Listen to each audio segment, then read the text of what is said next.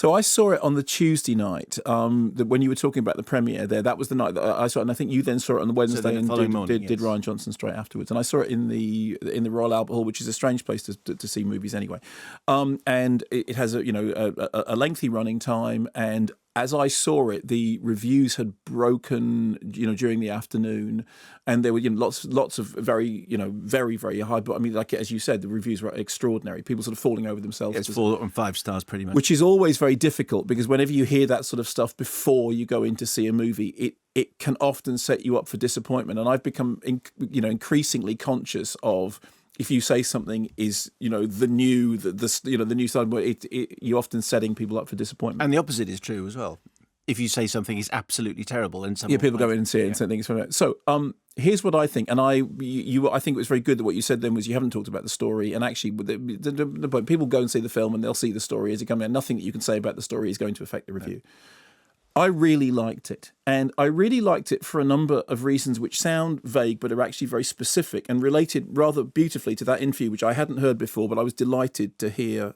The first thing is, I love the fact that the scroll at the beginning basically just tells you what's happened in Force Awakens. The last film, yeah. Yeah, and we pick up almost straight away, and I thought that was really, really well done. It was interesting what was being said about the clean slate, about where would you like this story to go, where should this narrative go to. But more interesting was talking about the individual character arcs, talking about, the way in which he would plot it out, the way in which he would draw it, because the thing that really struck me about Star Wars: The Last Jedi, quite apart from the fact that it has elements that will appeal to hardcore fans, elements that will appeal to the newcomers, elements that it has dark and light, the elements that are funny, elements that are. It is a brilliant balancing act. I mean, first and foremost, it is a brilliant balancing act. Anybody who takes on a Star Wars movie has got to balance a number of warring elements. And I do think that Rian Johnson did that absolutely brilliantly. I do think you get the dark and the light. You get the looking forward and the looking backwards. And that balancing act is really hard to do. But more importantly, what you get is something that appears to have been constructed around coherent character arcs, meaning that the way in which characters develop and the way in which characters do things obey rules that are actually sort of genetically built into their characters. It is a Star Wars movie which obeys that maxim that action is character. In the past, there have been Star Wars movies, and particularly with Lucas at the helm, that have suffered enormously from two-dimensional cipher standing around and explaining the plot, and long screeds at the beginning about Taxor and that sort of thing. This, for me, was a film in which I believed in each individual character and each individual character's journey through the narrative, because they appeared to act in a way that made sense to their character, and that was pretty much across the board. And one of the things that's interesting about that is, because of the way the story pans out, you take the central characters and you split them off. This is quite standard. You send one over, you put somebody on an island, send somebody else off across space. Everybody has their own trajectory. And you then have to balance between coming back to those different characters and catching up with them. And what was beautiful was it was like watching a series of stones skipping across a water, that they were all bouncing at the right moment and bouncing in a way that made sense of their characters. And it's interesting because whenever you start thinking about a Star Wars movie, there is so much, so much to do with the heritage, so much to do with the baggage, so much to do with what the fans will expect. What are you bringing on that's new? What are you taking that's old? Which other films in the past are you referring to? Is this more Star Wars? Or is it more Empire? Or is it more Jedi? All those sort of things. And after the film, I went to the pub and had a drink with a bunch of Star Wars fans, including Child One and Jack Howard. Jack Howard. You told me. I have told you. And one of the things that was really great is that these are people who are much more hardcore Star Wars fans than I am. But and most of them were seeing it for the second time, was the level at which they were having the discussion. But did that? And what do you think about that? And how did that work? Was engaged in a way that was to do with the character developments. Now, I think the film is not without some flaws. I think there's a certain section to do with going off to the casino, which seemed a little bit, on first viewing, like a diversion.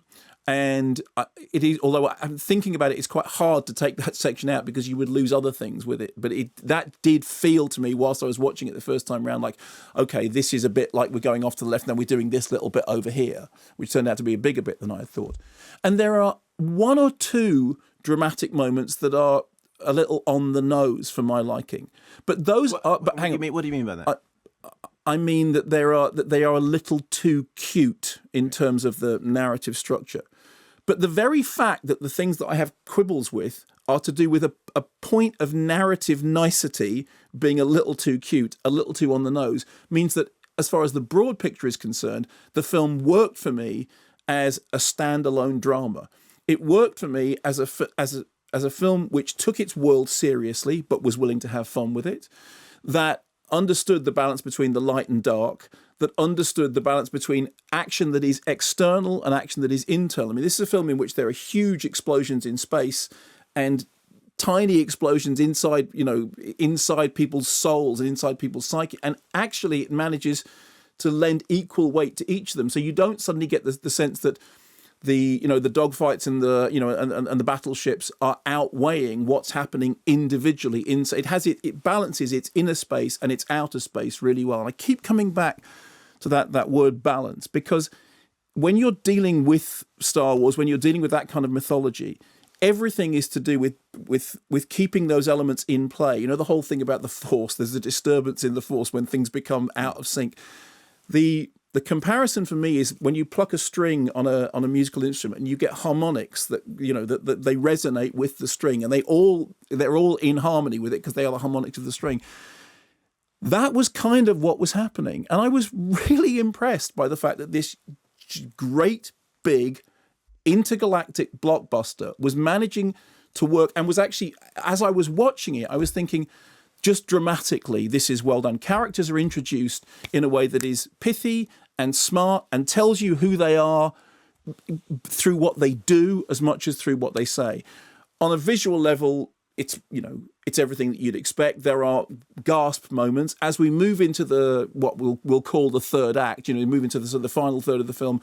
The audience that I was in, yes, it was a premiere audience, but they cheered.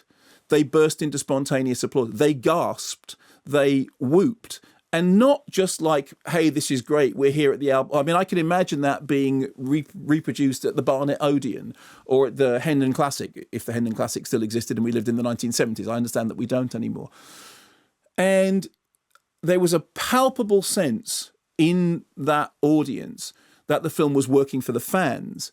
But what I felt was, as somebody who's never been a hardcore Star Wars fan, and heaven knows that during the prequels I had no interest at all. And when I was young, I was never. It wasn't really until Force Awakens that I kind of started to get what this was all about.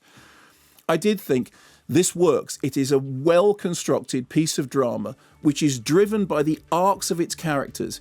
They start at this point and then they develop to that point, and the story weaves round them. So with very, very minor reservations, I think it's a pretty solid movie. I was amazed that Rian Johnson said that there was a blank slate. Absolutely amazed. And I also love that idea that he writes it or draws it all in notebooks and keeps on going until he can put the whole thing in one arc on one page. Mm-hmm. And the use of the word arc is kind of the key.